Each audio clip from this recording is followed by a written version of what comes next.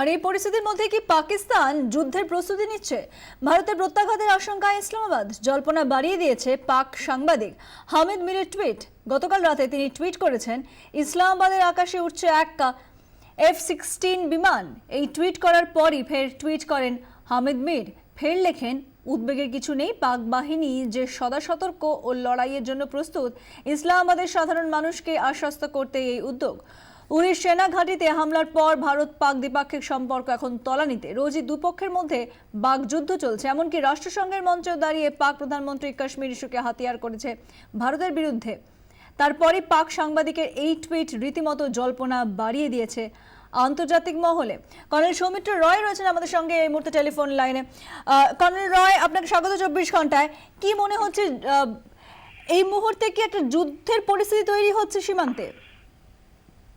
না, আমি একটু ছোট্ট করে বলতে চাই, এই যে কাল থেকে বলা হচ্ছে ওয়ার রুমে মিটিং হয়েছে, এই ওয়ার রুম বলে কিন্তু আমাদের কিছু নেই। এটা একটা হিস্টেরিয়া বা মরবিড এক্সাইটমেন্ট শুরু করছে দেশের মধ্যে। আমাদের অপারেশনাল আর ইন্টেলিজেন্স রুম আছে।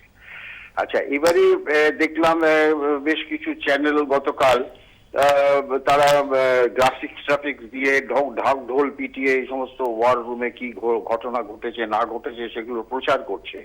আমার মনে হয় এগুলোর থেকে বিরত হওয়া উচিত। যুদ্ধ কিন্তু একটা very serious activities of a country. দেখেন, যুদ্ধ তখনই শুরু হবে যখন একটা রাষ্ট্র মনে করবে তার অস্তিত্বের সঙ্গে তাকে লড়াই করতে হচ্ছে।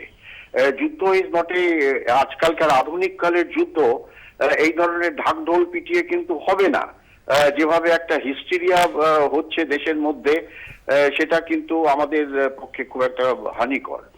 এবারে আমি বলি, কিন্তু পাকিস্তান তাদের সন্ত্রাসবাদী অ্যাক্টিভিটিস দ্বারা যেভাবে কাশ্মীরের ভেতরে একটা অস্থিরতা সৃষ্টি করছে গত 60 বছর ধরে, সবাই চায় সেটার একটা উপযুক্ত জবাব দিতে। সেই জবাবটার কিন্তু লোকালাইজড অ্যাকশন, যেটাকে আমাদের আর্মির ভাষায় ট্যাকটিক্যাল অ্যাকশন বলা হয়, সেই অ্যাকশন করে করা যায়। লাইন অফ অ্যাকচুয়াল কন্ট্রোলকে আরো শক্ত করে মজবুত করা হচ্ছে।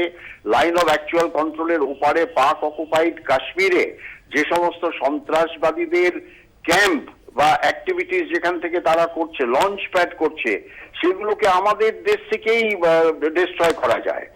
এই লোকালাইজড যে ট্যাকটিক্যাল ম্যানুভার, এটা হবে। তার কারণ আমাদের দেশেরও জনগণ সেটা চাইছে। শুধু জনগণ না, এই আমরা দেখছি যে সমস্ত রাজনৈতিক নেতারা একই কথা বলছে যে পাকিস্তানকে উপযুক্ত জবাব একটা দিতে হবে। কিন্তু সেই জবাবটা কিন্তু একটা ফুল স্কেল কনভেনশনাল যুদ্ধের দ্বারা হয় না।